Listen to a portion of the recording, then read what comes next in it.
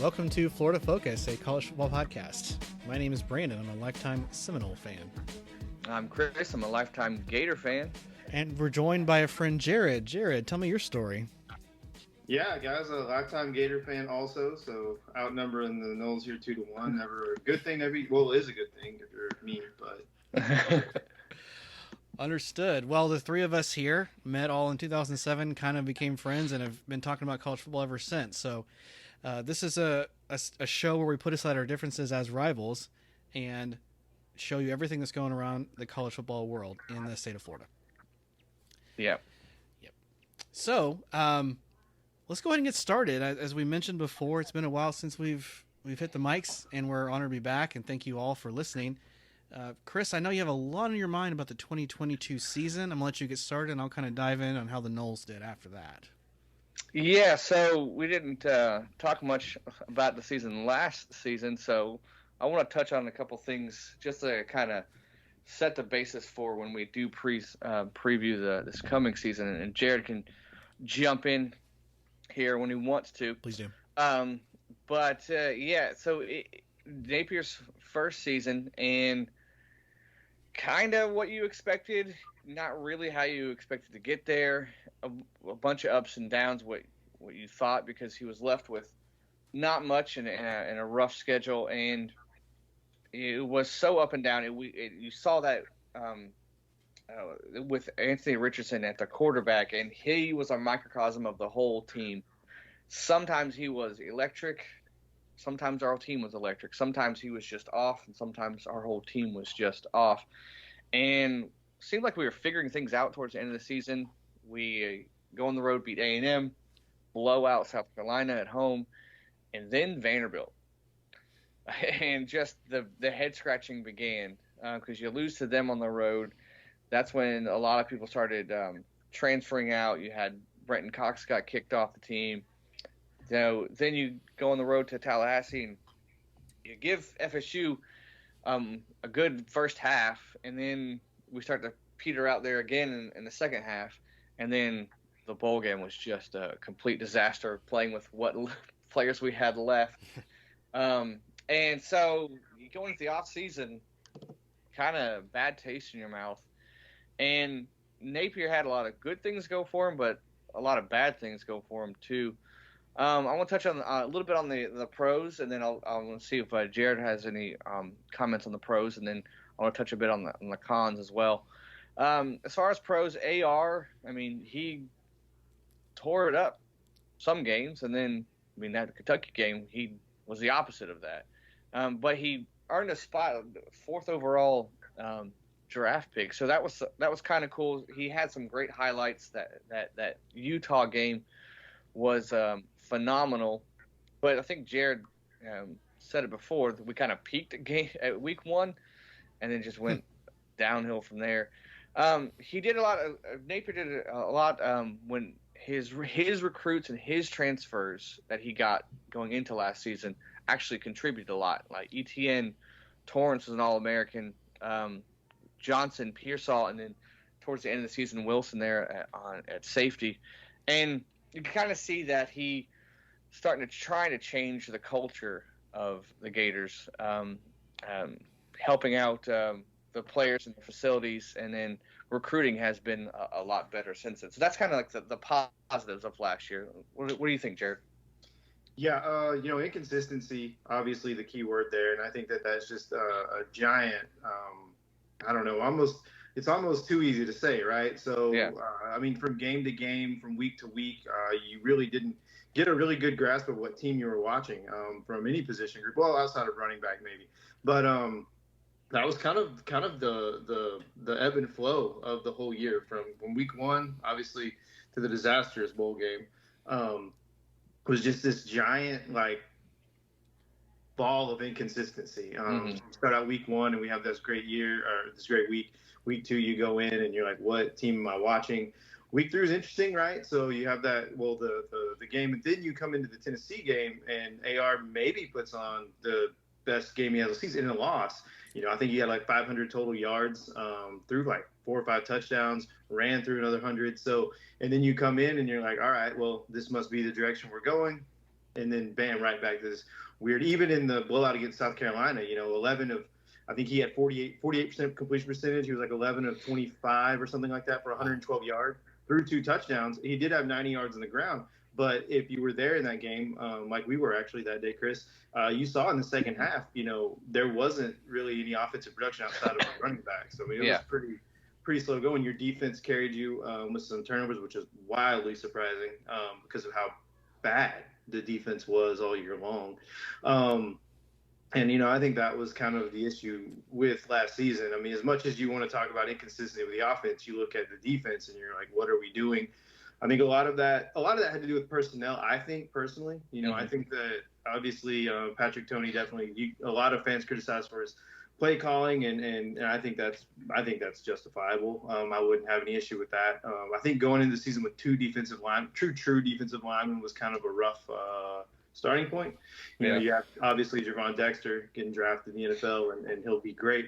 But then after that, you relied on a lot of freshmen. Desmond Watson was, your second best option. Chris McCullen, true freshman, sort of came on there middle of the year and then played significant snaps. Devin Moore, another true freshman, obviously one of Napier's guys, decommitted from Notre Dame, flips to Florida shortly before there. And then you saw that, like you mentioned, a lot of these guys that Napier recruited were playing significant roles. Devin Moore was playing a starting role before he got hurt. Chris McCown, like we just mentioned, big-time 4-star D tackle commit from Tulsa, Oklahoma, stepped in and played a significant role because there were no bodies. So, I think that had a lot to do with it. You look at linebacker, obviously, big-time heralded commit, Shamar James, Florida Gator now, played maybe the best, was the best linebacker on the field outside of Miller. And played a huge role. So, they're going to be looking to him this season too. But all those true freshmen, and then you look at the running back positions, obviously Etienne and Johnson, both newcomers. So, I guess to wrap up the bow on that season is not good. You need a lot better. I don't think anybody's going to make excuses for that. But if you look at where you got key production from, most of those guys are young guys and coming back. So some hope for some optimism, right? Some leg to stand on going forward into this season. But all in all, I think everybody in Gator Nation is glad that season is over. Yeah, absolutely. And I would say we do have 2 things that were consistent. You mentioned the running backs, but the defense was consistently awful. They were bad every game. And it was just a head scratcher. But also one thing that no one really talked about too is that special teams was still awful. And we talk about offense, defense, but special teams, that was just the kicking game was up and down. The punt, I would say Etienne did offer some good returns later in the year once we got him there. But punt coverage, nothing to get crazy about. Punting was nothing to get crazy about. So I was kind of let down too, not only defense, but special teams as well. And then Napier had some questionable play calling at times. So the year before, I think it was 6-6, 6-7 at the end of the year, and you would think, 7-5, maybe something a little bit better, and we didn't. We didn't improve. So that's kind of why we're like, all right, let's get this season out of the way and then focus on next season. And we do have hope. And the one thing that does really give me hope, kind of what Jarad mentioned about his young players contributing and being factors later on in the season, is that Napier seems like he has a plan. He seems like he understands what's going on. He has a system, has a plan, and he trusts his plan. And so he doesn't really get too wavered by things because he's like, yeah, this is all part of the process, part of the plan. So that does kind of give you hope going into next season. Interesting. Other than, if you compare it, it's easy to compare it to the previous coaches, and I don't want to dump on Mullen and all of them, but they didn't seem like they had a plan ever. It was just sort of here and now, and they had instant success, but I think he is kind of the guy, like, I'm looking towards the big picture and down the road, which is great, but, man, in the middle of it, waiting is really, really tough. And I don't know, I'm hoping he gets enough time, enough years at Florida for his system and his plan to be implemented, because I think he's going to get us where we want to. But right now, it's a little choppy. Okay, fair enough. I'm going to start at the end of Florida's season and ask you a question from your perspective. When the Gators came into Tallahassee, that was kind of a surprising performance, but also for me as a Knoll fan, seeing the back half of their schedule, I wasn't totally surprised to see our defense perform so poorly. How do you think the Florida State game factored into the schedule as a whole? I think that if you look at it from like a Florida fan's perspective, right? So you're coming off of this just what if season. So I think Florida State game, as a fan, you're looking at it as like, okay, this may be one last shot at redemption, or to be able to come into the game and say like, okay, I don't think it's from a fan's perspective. I don't think we were, you obviously they had a great season, and put together a 10 win campaign and looked, really good. Came out, beat LSU week 1. Had a couple of rough stretches. Maybe would like to see win more of those ranked opponent games if you're an FSU fan, I'm sure. But all in all, like they progressively, I think the one thing they did was get a little bit better every week. Jordan Travis really settled in. So I think when you're coming into that Florida State game, as a fan, you're just like, okay, well, maybe we have this one last shot to knock off an opponent. And I think at that point of the season, for most fans, we were already kind of like, well, this is kind of over. This is kind of a wash. Yeah. You're probably going to limp into a bowl game. But no, obviously it's a really solid performance against the Noles. You can never call it a loss. A fun thing to watch. But there was some, I guess for your a consolation victory, right? You could say like, well, you did come out and compete with a really quality opponent, and that was good to see. But it was always a tough loss, and to lose it that way. But can't say enough. Can't give enough credit to Jordan Travis played a phenomenal game and they really earned that win. So hats off to them. Yeah, that's one of those games where it seemed like that if we were going into a game where it was like we're the underdogs, why we have no shot, we actually seemed to play better. It was those games that when like Kentucky's South Florida, where like, oh, we're supposed to roll them, and that's when we struggled with. I don't know if that was a Richardson thing, a Napier thing. I don't really know. So going into that game, we were like, oh yeah, we're gonna get rolled because we just lost to Vanderbilt, and FSU was their season. They were progressing as the season was going. So we were shocked that we actually hung in there, and we had hope throughout the game that we were going to might even pull it out and upset them. But FSU, you see, they are that was their third year under Norvell. They're 3 years ahead of us in the process in the system, and it showed the second half of the game because we were right there, and that's when they figured out Richardson. They figured out how to stop him and force us to run, which almost worked. But you saw the maturity in the team that was 3 years in the process versus 1 year in the process, and you saw that play out on the field. Okay. Fair enough. Cool. I know you don't want to talk about the bowl game too much, but any final thoughts on just recruiting or how the season ended before I go on to the Noles, or any final suggestions on how to make the teams better? I think that – sorry, Chris. No, go for it. I think that the one thing that Florida did, and I think a lot of things that people are talking about. So when you look at a lot of like your pundits now, and you're looking at Florida, some people are picking them 4-8, some people picking them last in the SEC. These are like the low of the lows. And I think the interesting thing about that is going to be what Florida did, not necessarily in recruiting. They did have a very good class, I think. Well, not a very good class. They had a really solid class and filled some positions of need. Could have been better, but they really did a good job with it. But what they did do was reload on the offensive line or the defensive line of scrimmage. And I think that was, as a fan, that was the biggest problem. So you bring in Cam Jackson from Memphis, right? And obviously Kelby Collins is going to be a true freshman, big-time defensive recruit out of Alabama. You really brought in some very big bodies on that through the portal, even outside of Jackson. And so what Florida's done is give themselves some chances to be a lot better on that defensive line. You also replace the defensive coordinator. So Patrick Toney out, Austin Armstrong in, very young, I think maybe 31, 32 years old, coming in as a DC. Has worked under Saban, has worked under Kirby a little bit, right? So you're going to have some new philosophies. You're turning over the secondary. Corey Raymond is going to take over He's going to take over safeties and corners. Last year, he just had the corners. Patrick Toney had the safeties. So you're attempting to fix some communication issues on your back end, and you're putting some very big bodies back on the D-line and really shoring up those positions. R.J. Moten, safety from Michigan, is going to come over and try to shore up that back end where there were a lot of problems at the safety position. And then you even bring in some linebackers from the portal. So all three levels of the defense, which I thought was, historically bad, got a little revamped. And so going into the season, maybe, so they did themselves a favor in doing what they needed to do to bring in some bodies that could potentially be, very productive. Yeah, I have it in my notes here. The depth on the D-line is something that really excites me going into this season. I like that they addressed a lot in general on the defense through the transfer portal and recruiting. They really stressed the defense.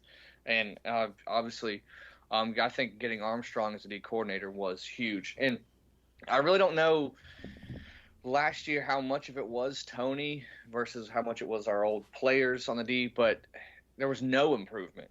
No signs of hope on the defense. So it was nothing against him, but I'm kind of glad he was gone. And I kind of like what Armstrong brings to the table. And I like that they addressed that a lot. One thing I want to get your thoughts on this, Jarad, but one thing, the negative of the transfer portal was, I think, the quarterback position. You look at Graham Mertz transfer from Wisconsin, and I guess I hope I'm wrong. I hope I'm just not as impressed. But I think what really bugs me is that leading up to us getting Mertz, there was like 5 or 6 better quarterbacks out there that, maybe I read into it too much, but they were like, oh, we are almost a lock to get him. And the guy goes to another school. And this happened like 5 or 6 times. I'd actually forgotten he was coming to the Gators, to be honest. Yeah. So when you land with him, you're like, okay, I think he was like a 5-star coming out of high school, and he had some great games. But I guess what really bugs me is that you see the other ones that you could have had, and you end up with Mertz. Maybe that's not really his fault. But I'm not too thrilled about him. I'm not too thrilled about our quarterback room. But that's just my thoughts. Let's see what you think, Jarad. Yeah, quarterback position, very tumultuous there in the offseason for the Florida Gators. Obviously, you flipped Jaden Rashada from the University of Miami, did pretty well at the Elite 11, was the top prospect, a 4-star quarterback, borderline 5-star, I guess. Just right outside of 30 or 40 there. But, top 10 quarterback. Obviously, NIL becomes a huge issue. Florida just, gets left looking awful in that situation. Mm-hmm. I think that there were a lot of factors at play that didn't necessarily – I think a lot of things maybe got put on the university and put on those people that were in charge of NIL that weren't necessarily. But it is what it is, right? The perception is going to be the reality, and you have to overcome that. And I think Florida's done a good job of doing that. But obviously Rashada falls through. Napier says in the presser that they're going to add another quarterback even after Mertz, right? So that quarterback ends up reclassifying like most fans thought he would, but not committing to the Gators. Decommitting obviously ends up with Lane Kiffin and Ole Miss, and he's going to be a freshman coming into this year. So very crazy offseason in general for the quarterback position. Not many fans are high on Graham Mertz. Yeah. The excitement in Gainesville as the season gets, you have a little more optimism for people. He's going to be all right. I have no idea. You look at the quarterback he was at Wisconsin, and it wasn't great. It was very average. When it was at his best, he was average. And much of that, some people blame the system, some people blame the coach, some people just, sometimes guys are busts, and it is what it is. So you're going to we're going to all find out together. Less than a month away, we're going to find out what Mertz can do on the field. Obviously, in the bowl game, Jack Miller is not an option, right? No. It didn't look good. And even practice reports is that he's maybe running 3 even as camp opens, right? Max Brown may have already overtaken him. So not good. The quarterback situation is coming into Gainesville. There's not a lot to be hyped about. I think your best hope is that Mertz can be serviceable, not turn the ball over, and put the ball in Johnson and Etienne's hands. So I don't disagree with you. It's going to be, that's the one position that has to be good, and I don't know if we're going to be good. Yeah. I saw Miller play a spring game, 2 spring games and a bowl game, and nothing has impressed me with him. Mertz Saw him in a spring game, not really as impressive. Seen the tape on him, same thing. I do like that he has 3 years of experience. I mean, you want experience if you're going to especially start off going into Utah on the road. But it's kind of hopefully. I mean, we've addressed this before, but Napier is pretty good at assessing talent, and the transfers that he has brought in, majority of them have stepped up and have contributed. So we're just going to have to hope and trust that he knows what he's doing with him too. Well said. Okay. Well, I'll take just a few minutes here. I'll go through the Noles 2022 season. But it was, thank you for, I'm going to Tarantino. We started at the end. I'm going to go back to the beginning now. Just to say, I'm going to piggyback a lot of what Jarad said. Yeah, you beat Duquesne week 1. That's fine. No one really cares. The only thing that really comes out of that game is we lost some strength on our offensive line. So injuries in those games you got to be careful of. And we lost one of our main offensive linemen. But week 2, yes, that was a weird game, right? Everybody probably watched that one because it was Sunday night. And that'll be Sunday night again this year in Orlando. That's a game we win by 1 point on a crazy missed extra point, but we could have won by 14. Mm-hmm. Because we were literally on the 1 yard line about to take a 31-17 lead with about 2 minutes left to go. Also, we got lucky because one of the best defensive linemen in the nation on LSU tears his ACL, MCL, NBC, CBS, everything on a celebration play, like in the first quarter. And I'm like, yeah. Jarad, you can recall his name, but if without him in the game, LSU just really sunk, and you could tell right away. Yeah, that was a crazy thing. I actually do not remember his name. If you wouldn't have asked me, I would have been able to tell you. But that was wild finish, right? I was actually, I think, driving back from Kansas City to Omaha, and I had that game turned on, and just insane start to finish, right? So if you're a Nole fan, that was such a big win and such a good win, and really set the tone for their season. I think you would probably say, right? Yeah, I mean it did, and after that you go on the road, and the whole entire season you're thinking, okay, we have no depth anywhere. Anybody goes down with injury, we're in deep trouble, and that's exactly what happened when we went to Louisville, as we lost Jordan Travis in the second or third quarter. So we have to trot out a quarterback who surprised everybody, myself, every Florida State media, everyone, and brought us back, held us in the game. And that's where Wilson really came on his own as a wide receiver, because we got him from Arizona State as a transfer, but there was a reason he was available. He dropped a lot of passes, and in this game he caught 7. So he carried us to a victory. And then, of course, everyone jumps on the bandwagon. Oh, Florida State's beating LSU. They're ranked again. They're undefeated. We go back home, and we just killed Boston College. And that was a game where, I'm not even joking, somehow with turnovers, kickoff returns, etc., we were up 28-0 within the first 5 minutes. So the game was almost over just as soon as it started. But I knew reality would set in, and it did. Wake Forest, who's given us a lot of trouble the last 7-8 season, come in Tallahassee and beat us again. We lose on the road on a very poorly coached, I'm going to politely say stupid decision on the last play of the game. Even you guys were texting me like, what were they doing? I'm like, honestly, I don't know. I couldn't tell you. In a game, you only score 17 points. You came off of a game where you gave up 31 at home, and you throw an interception on the last drive of the game where you could have won, or kicked a field goal and won. The bad luck against Clemson continued the following week, although we did, probably in the third/early fourth quarter of that game, that's when our season really started to turn in a different direction. Because even though we were getting pummeled by the Tigers, we actually turned a leaf and started to get some things going. A little confession, don't tell anybody. Of all of my days of ever being a Florida State fan, it's the only game I left early. Oh. It was ugly. And then, of course, that was the game where they were coming back. I was like, you know what? If they come back and win this game, I'm never going to hear the end of it. No. I watched the rest of the game. I'm like, obviously you want your team to win, but I was also like, I'm not going to be terribly upset if this goes the way I think it is. So, but it was, you would say smooth sailing after that, kind of. We played after a bye week, Georgia Tech, who was abysmal. They lost to UCF. They got their head coach fired. Everyone knew who that game was going to go. You kill Miami 45-3. That's always a beautiful thing to do. Jarad, I'll defer to you later on just exactly what's going on down in Miami, but we won't go on that tangent just quite yet.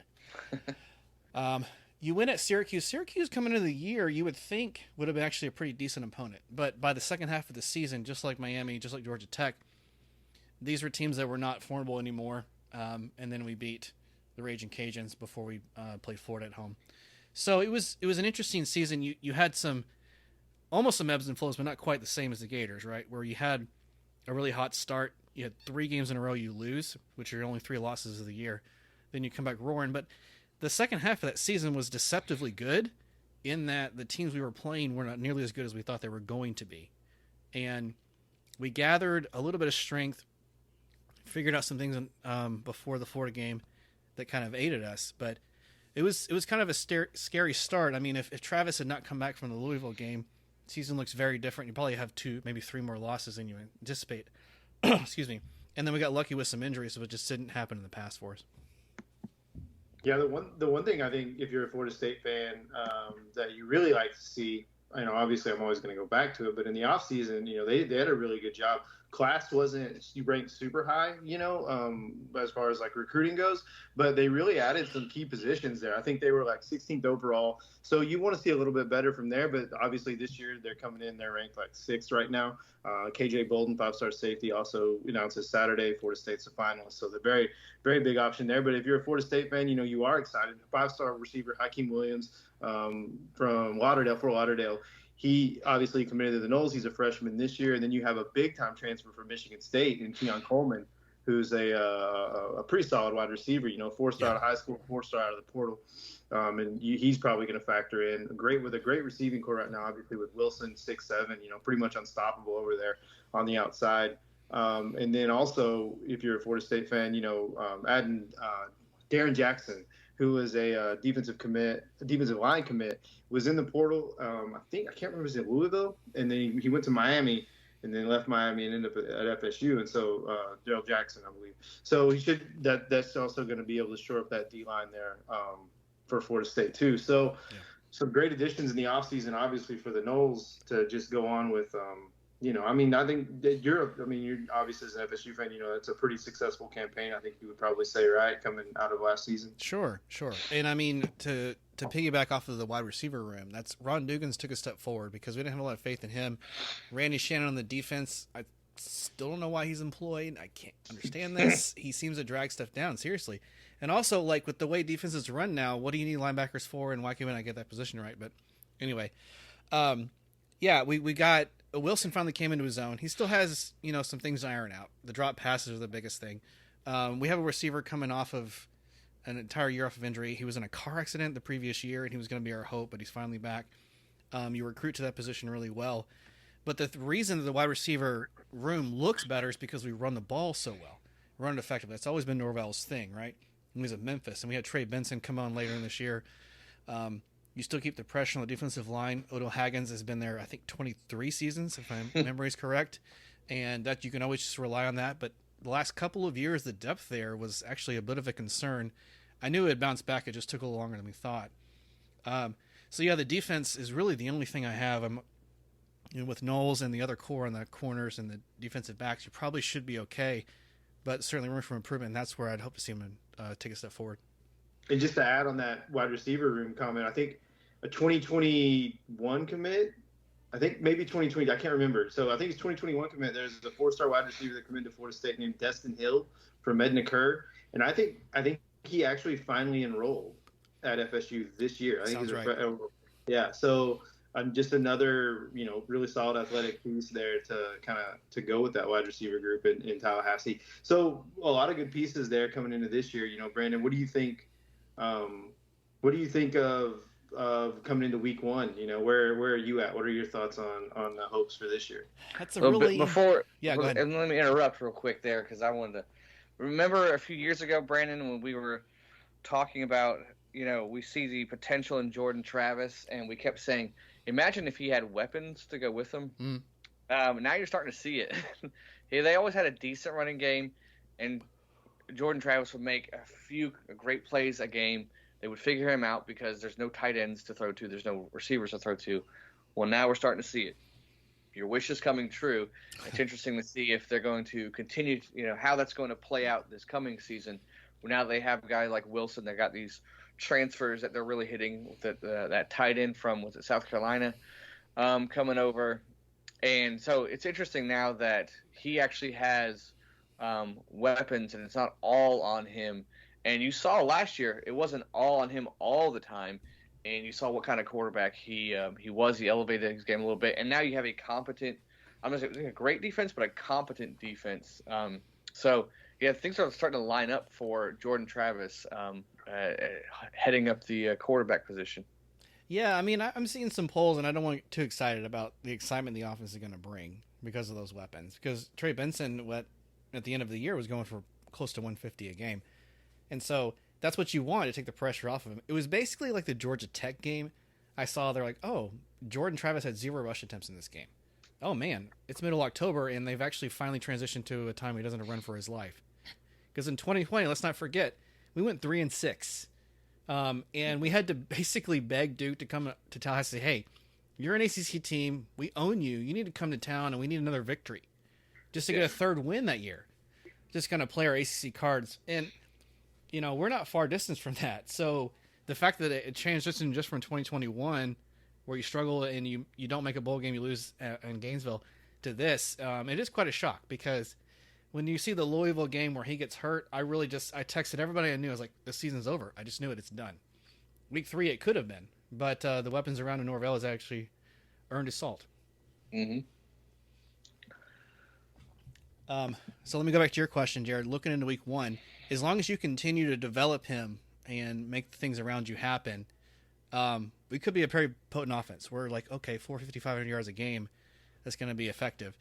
Special teams, that's my thing. And Chris, you were talking about it for the Gators too. Fitzgerald, he actually took a corner with that too at the NC State game. He had redemption where he made a long field goal right before halftime in a game we lost, but that was something where he had to make that and prove it to himself. So yeah, very excited, Jarad. I'm tapering my expectations. I know it's a much tougher schedule than it was last season, and there are some away games that kind of make me nervous in the middle part of the year. But yeah, there's a lot of room to say, you know what, it's up to the defense to take the step forward. The offense is going to do their job, and they're going to give your team 28, 35 points a game. Is that enough to win? So, the talk around the nation is that, this is a playoff team, and I don't know. I mean, maybe they definitely have the pedigree there, and they've definitely added the pieces to get there. Is that where you're like? Where are you at? You're a pretty level-headed fan. Are you in playoff or bust mode, or like are you trying to win the ACC? Like, where's your logical next step? It's very valid. I appreciate your approach on that because I think you're right. I tend to be level-headed. There's a couple of middle parts of the schedule that really worry me that probably most Nole fans are kind of starstruck to overlook. And despite the fact that we're in the ACC, and I forget how the SEC does their scheduling now, we've played in the same conference as the Pittsburgh Panthers for the better part of a decade, but we've only played them once. Like, we have to go to Pittsburgh. How does that game work? And then the following week you play at Wake Forest, a team that's beaten you the better part of this decade. How do you struggle with those back-to-back weeks? You could actually really get downtrodden up until 2022. You came out of September either 1-3 or 0-4 under Novell, and then last year you had surprising wins, you could probably honestly say. What happens if you slip up in Orlando against LSU? You play Clemson week 3. If you're not careful and the wheels fall off the bus, you're looking at 4 losses this year.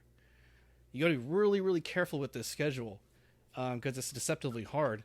Versus like Louisville, who grabbed like everybody that's not good in the ACC. They could actually play their B game as a terrible team and probably only have 1 loss in the conference.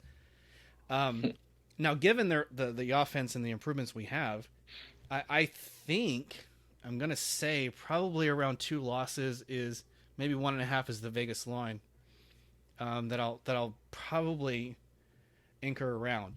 But I really do like our chances against a lot of teams. The problem is you're probably going to face Clemson twice, which is fine.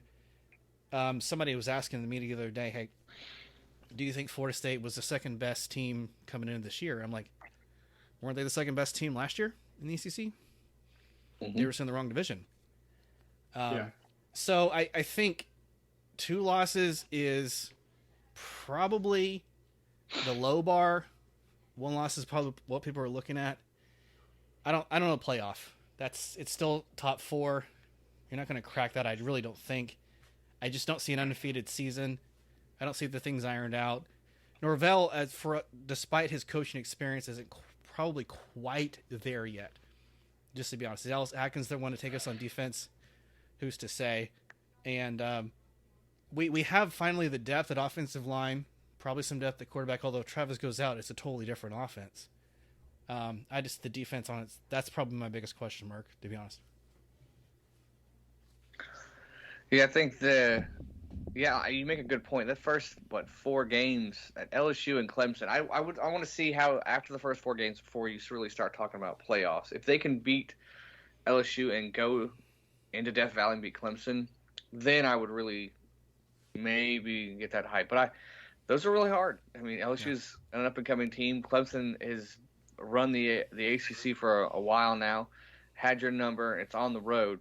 So yeah, I mean, you can after that the path gets a little more clearer. But yeah, you can't really say much because before Clemson, you have to go on the road to Boston College. I know it's Boston College, but is it a trap game? It looks like it's scheduled for noon at this time. Yeah. So where's your head going to be at going into that game? So after Clemson, then you could make a case or not for the playoffs. You know, and I think LSU FSU for me personally is probably my must watch of that opening weekend, right? You know, obviously we're playing Utah and stuff like that, but Jaden Daniels versus Jordan Travis, I think is going to be phenomenally entertaining. Yeah. And then obviously Harold Perkins, LSU linebacker there is really came on as a true freshman last year, and that should be really exciting to watch against Florida State's running game, which is very consistent. So, you know, I think that's going to be definitely on my check mark. You know, clear the calendar for that one. Yeah, as Gator fans, I mean, we play both those teams, so yeah, it's definitely going to be a must watch. Yeah. Quickly, who do you guys root for in this kind of game? I don't. Yeah. Yeah. That's a tough question because, I mean, your gut answer is LSU because they're in the SEC, but I don't like LSU, and I really wasn't upset totally when they lost last year to FSU. Okay. Fair enough. What's weird to me is that I always, you know, obviously they're both rivals, right? I dislike them both equally. You never want to see your rivals get those wins and stuff. But, you know, I always associate it with people when you really come down to that sort of thing. So I'm like, man, I hope Brandon's happy. But, I don't have any friends that went to LSU. And I don't, I don't want to see them win ever. I don't. Baton Rouge is a great place to watch a game. It's a phenomenal, environment. It's one of the, better college football environments, and I'll, tip my hat to them every time. But I don't like them. I don't want to see them win. I don't like their colors. I don't like their stupid songs. I think Garth Brooks is lame. So I don't want to call Baton Rouge. I don't need to see it. I lived in Louisiana. There's nothing there. So I don't. I think last year's. Sorry to interrupt. I think last year's game was the perfect scenario. There wasn't a blowout. There was almost a great comeback win, and FSU wins by 1. I think that's probably your best, and on a crazy play, like a memorable play. So maybe because if FSU had blown them out, I'd have been. I don't know if I would like that too, because you hear all FSU fans, we killed an SEC team, right? So. So I guess FSU winning by 1 on a blocked extra point is probably your best scenario. Will that happen again? I don't know. Yeah, I know. I was gonna say, don't worry. The FSU fans were still out there being stupid. Going into the last week of the season, Florida State has 2 SEC wins and Jimbo has 1 before he beat his last team. Whatever, Don't get me started on that tangent. I actually hot take A&M is going to be a very much improved team this year, and that's all I'm going to say. I'm going to leave it there, but that's crazy. I actually completely agree with you, Jarad. and they had a lot of injuries last year. But we'll keep safe on the state of Florida. But I got you. I completely agree. Wow. Let's see. Yeah, Florida State ended with a bowl game win. I don't put as much gravitas in a bowl game as I used to, but it's nice to beat Oklahoma. Never really liked them. Jarad is, you might remember from our episodes in the past, Chris did a quiz on me. He's like, who's the most common FSU bowl opponent? It actually be Oklahoma. So I think this was the 5th time we played them. This time in the Cheez-It Bowl. And a closer game than it should have been, just to be honest. But Oklahoma was having a little bit of a down year. They went 6-6, and they still played us pretty closely. So it was in Orlando. So Florida State back-to-back in Orlando. Whatever. It's 4 hours from Tallahassee. Good market. Good for them to be, victorious there. Were there any extra, like, as a Florida State fan, was there any sort of extra gratification of beating Brent Venables after all those years he was at Clemson, or was it just whatever to you? I mean, I was thrilled. I can tell you that much. And I don't like playing the OQ Sooners, and I lived in Oklahoma when they were good, and everyone jumped on that bandwagon literally real hard. But I was a Florida State fan in the year we played them in the national championship game against Josh Heupel. So I've never liked them ever since, because it just never made any sense to me on all the fandom. And yeah, they're historic, et cetera, et cetera. So it was doubly happy for me. I would have loved to have beaten them by more, because clearly we were the better team on the field that night, but we just made some dumb mistakes. Yeah, to your point about Brent Venables, I'm curious to see if a Big 12 defensive head coach will have success, because it hasn't really worked so far. I mean, Baylor had blips, right? I think they won the Big 12 1 or 2 years ago with a defensive-minded head coach, but I don't know if it's going to be successful. Now, it was his first season, so I'll give him a pass. But not just as much as A&M, but I think Oklahoma will have a resurgence in the Big 12 this year. But yes, to see Venables out there taking a loss to the Noles, very satisfying.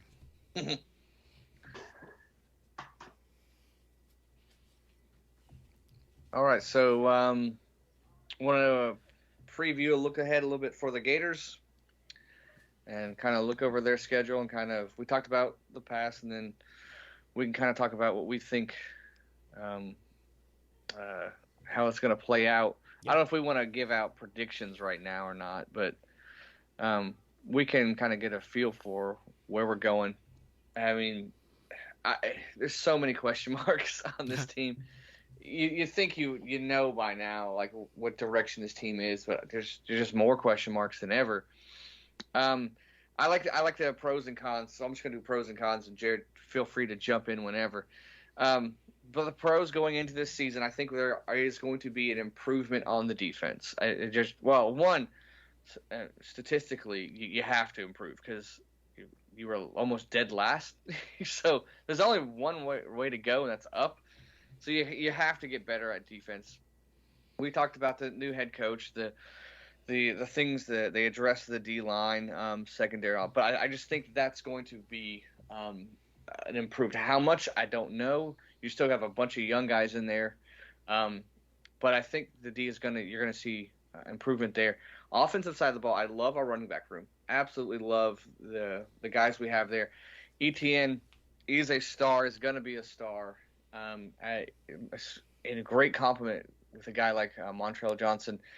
Cam Carroll, what we've seen from him in the spring game, the transfer from Tulane, looks like a solid running back 3. And even Trayon Webb, the freshman, seems like he's a nice addition there at the 4 spot, so maybe even 3.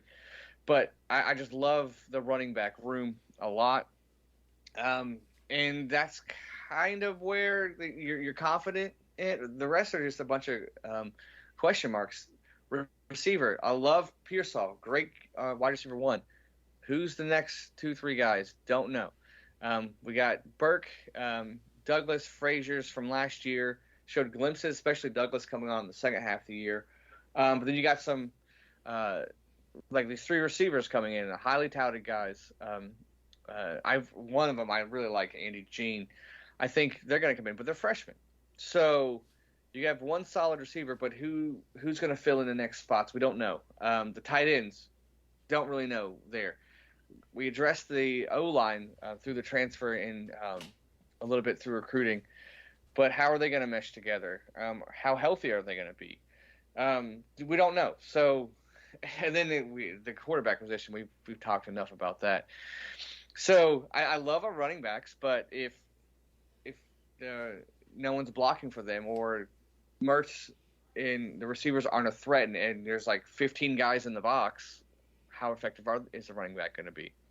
So I like those, but there's still a lot of questions, and just don't know what to expect as far as the depth goes, especially. And you take that and you look at our schedule, that doesn't make you feel any better, to be honest. There are a ton of games against ranked opponents, a ton of games where you're like, well, we could win this game or we could easily lose this game. And there's only like 3, maybe 4 where you feel really solid about. The rest are just either toss-ups or like, yeah, we're going to lose. Because, I mean, you got Utah and Florida State as your non-conference, the big ones. First weekend at Utah, by the way. And then you got Tennessee, you've got at South Carolina, at Kentucky. Historically, you should win those games, right? But not so much anymore. At LSU, and not to mention the back-to-back defending champs, Georgia Bulldogs. So, plus Arkansas comes in to town. So, where are the wins coming from, right? That you look at who you have, you look at your roster, and you compare that to the schedule, and you're like, where are the wins coming from? Can we get a bowl? Honestly, I could see us easily going 3-9. I could see us going 9-3. You can convince me both ways, honestly. So I really don't know where to land with this team. What do you think, Jarad? Yeah. In fact, I sent out a text message earlier to a group that said, in regards to the Florida Gators, like this team can be 3-win team or they can be an 8-win team. And so same sentiment there. I think it's just what you said. That schedule is really rough. There's a lot of unprovens. Like what you said about Andy Jean. Aiden Mizell would be another true freshman that would be vying for some snaps. The other thing that I would look at is with Ricky Pearsall, he's wide receiver number 1, but is he really a wide receiver number 1? I think he's a fantastic player. And I think he has the ability to do some really great things. But when you look throughout your conference, if his ceiling, at wide receiver 1, if this is your wide receiver 1, like what's the ceiling for your room? And I think that's a question that, all Florida Gator fans should honestly ask themselves. Like, it's kind of we've been better at the wide receiver position than we currently are right now. A lot of talent, but it's all really young. And then, I would love to be like, it's Murder Mertz season. He's going to win the Heisman. He's going to turn around. But, like, let's be realistic. That's how many quarterbacks have we really seen do that? How many successful portal quarterbacks have we really seen? And like, you can't really count Caleb Williams. I mean, he was already a star at Oklahoma. He followed Lincoln Riley. That's a completely different situation. You're looking at somebody who, wasn't playing well. May have, I don't know if he would have lost his starting job, but I mean, he wasn't playing well. Like he wasn't the answer. And so, how many quarterbacks have we really seen come in and be the answer? Right. Not many. Right. Even when you look at we mentioned Oklahoma earlier, they have a similar thing with Dylan Gabriel. He is he the answer? He was, pretty good. Wasn't probably going to start there, and then transfers to Oklahoma, and then last year was kind of a bag of what if. So, I think that's a big question mark. That's not something you want to feel good about. What I feel good about coming into the season is the improvements on defense. I think the D-line is going to be vastly improved just because there are people to play it.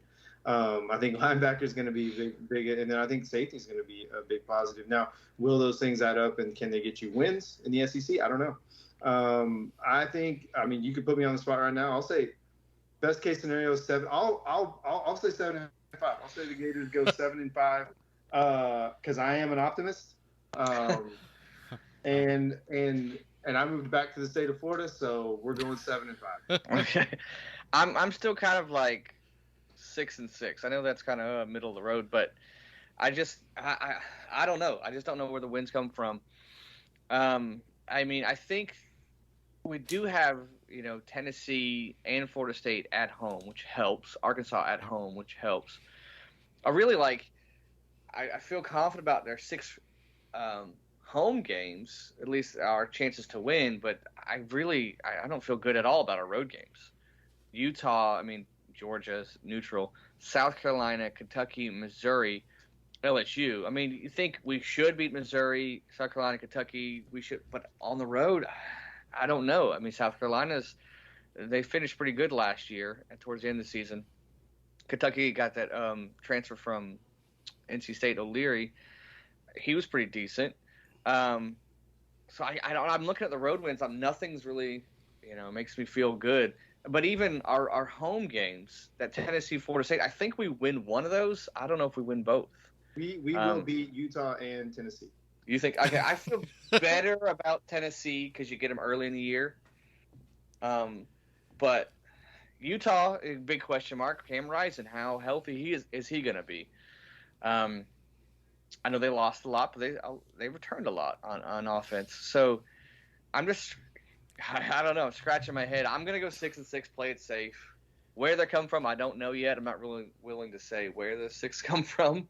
Okay. But I don't know. There's so many. You'd think year 2 you'd have more answers, but I have more questions this time. So I'm going to piggyback and just give you my feedback as an outsider here on the Gator schedule.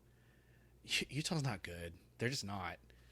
Cam Rising, sure, but they fell off pretty hard, and then they came back to win the Pac-12 title. I'm like, the tricky part is maybe the time difference, and is it at night? I'm assuming for Utah. Yeah, it's prime time Thursday night game and the altitude. Okay, so I mean, there's that working against the Gators, but I don't think Utah's a better team. I'll just be truthful. Tennessee, let's just use his success at UCF, quote unquote, as an example. They started off really hot and they fell off really hard. Then he left and just said, you know what, peace. I can see where this is going, and my team is not great. I'm going to take off before it becomes a disaster. And then Arthur Gustavo, the Gus Bus, he comes to UCF and he has to take over that mess that's he's inherited. So I found out recently his first name is Artur, whatever. Anyway. Okay, I didn't know that.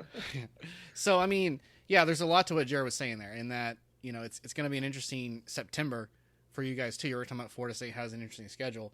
We do, but we're also sandwiched amongst our good games with some pretty bad teams. So after LSU, we play Southern Miss at home. We're at Boston College. BC is probably going into the season the worst team in the ACC, so you shouldn't be too worried about that, which is why it's a noon game. And then you're at Clemson, which is obviously your biggest game of the year.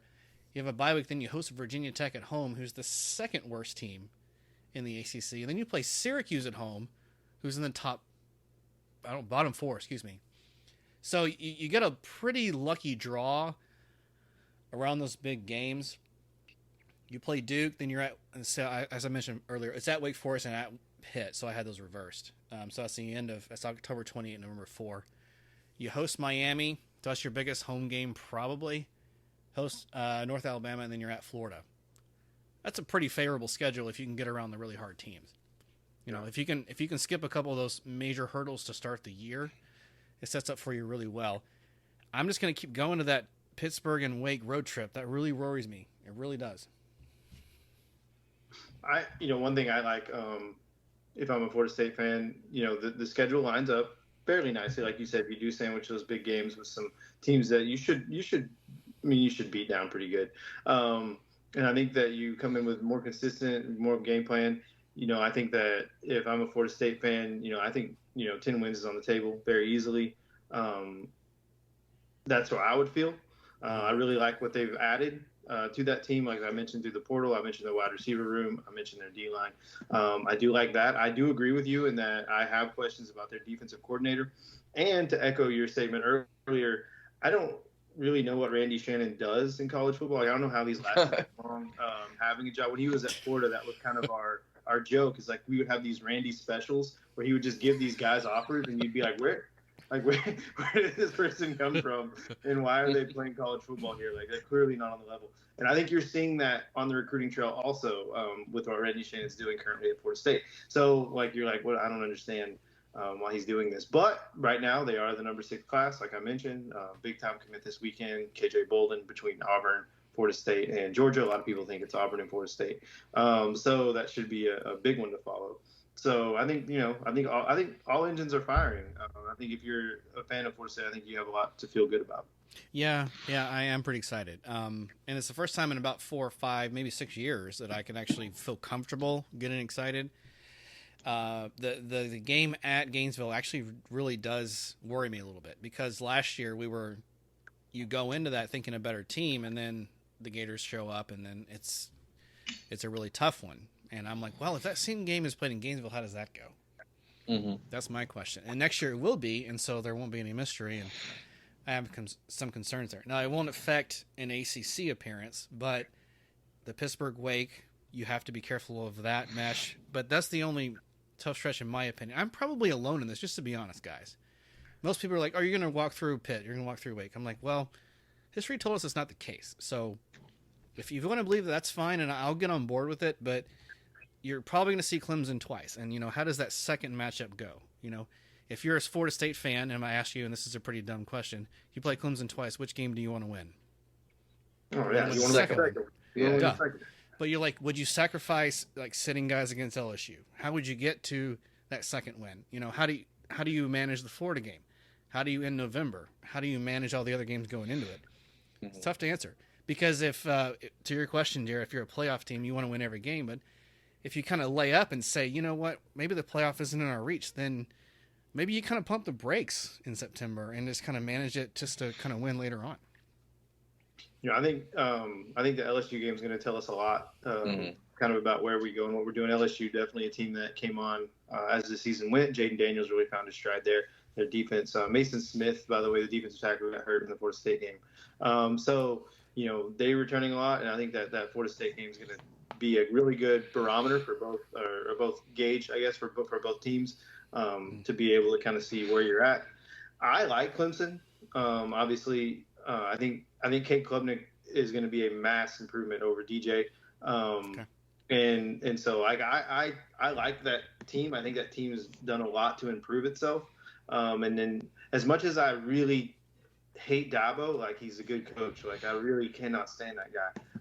But he's a good coach. So, that's a game that, I think probably Florida State fans probably care about more, right? Because that's an ACC victory. Obviously you want to win, you want to beat LSU and you want to beat Clemson. But if you have to, if gun to your head, you have to pick, obviously you want to win that Clemson. Absolutely. So I think that, man, that's going to be a fun stretch. It's going to be a fun month, a fun opening month. Yeah, I think, look at our FSU schedule. There's 5 games that are, I feel comfortable with 7. If you're a Florida State fan, 7 wins. So really those 5. So of those 5, how many are you going to pull out? Right? And so 4 are on the road, 1's a neutral site. You got to pull out 3 of them, 4 of them, something like that. So, as opposed to ours, which there's 9 games I don't feel comfortable about. So, we got to pull out a lot more. But and I would say on the other end of it, if you're not doomsday like Brandon is with the Noel schedule, Sam Hartman's gone from Wake Forest, so I'm probably putting too much value in this. But if you go on the other spectrum to say, you know what, Florida State's pretty comfortable in at least 8, maybe 9. Yeah. Your only question marks are LSU, Clemson, and I would also say at Florida, just to be completely honest. Miami may make a surge, but I don't have any faith in them yet. And we just absolutely murdered them last year. So I have no faith that they have any. Thank you, Jared. You're shaking your head. I appreciate that. I'm like, I just no. Have no You're gonna faith in murder them again. Yeah, you're gonna murder them again. So that Florida game is tricky because is Florida fighting for a bowl that game, right? It's very possible we could be coming off back-to-back losses against LSU and at Missouri, and we're fighting for our bowl, or we're fighting to keep Florida State out of a playoff, right? Okay. So fair enough.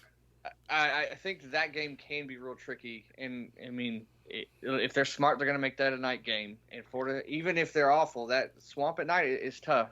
Yeah. It's tough to say now, but obviously on paper you're going to take Florida State. But down the road, we don't know where our teams are going to be at. So I would say that's going to be a tricky one for Florida State. They should. Right now, if they played right now, you're going to go Florida State. But so really, honestly, if you're looking at the way you just said, 3 games, and you got to win. If you want a playoff, you got to win 2 of those. You got to be Clemson twice, probably. Oh yeah, I guess ACC championship game. And you can probably drop one in the middle as long as it doesn't cost you a berth in the ACC title game, however that shakes out. Has UF ever played LSU this late in the year? I think they're in a hurricane. We got some switched up, so it might have been. Okay. But other than that, no. Normally it's right in the middle. Fans, thank you so much for listening to our return to the podcast as we went through the 2022 season to recap and looking ahead into the 2023 season of Florida State and Florida. Stay tuned as we continue on our conversation with the Miami Hurricanes and UCF Knights in our next episode. Thank you.